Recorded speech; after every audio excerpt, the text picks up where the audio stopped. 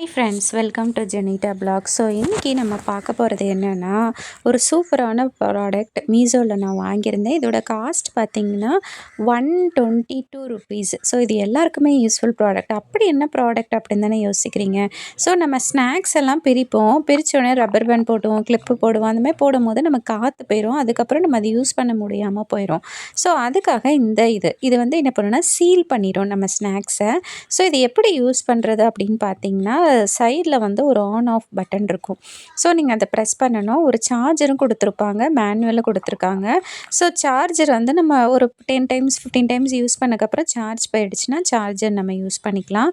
2 button இருக்கும். First button எதுக்குன்னா, நம்ம வந்து பேக்கெட் ஸ்நாக்ஸ்லாம் சீல் பண்ணுறதுக்கு.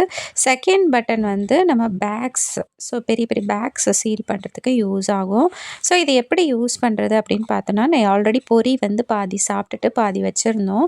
ஸோ அதை வந்து நான் அப்படியே மடக்கிட்டு அப்படியே லைட்டாக ஸ்மூத்தாக அப்படியே நான் இழுக்கிறேன். ஸோ இழுத்தக்கப்புறம் அது எப்படி இருக்குது அவுட்புட் அப்படின்னு பார்த்தீங்கன்னா, ஸோ அது அப்படியே சீல் ஆகிடுச்சு. நம்ம கடையில் வாங்கும்போது எப்படி இருந்துச்சோ அதேபடி சீல் ஆகிடுச்சு.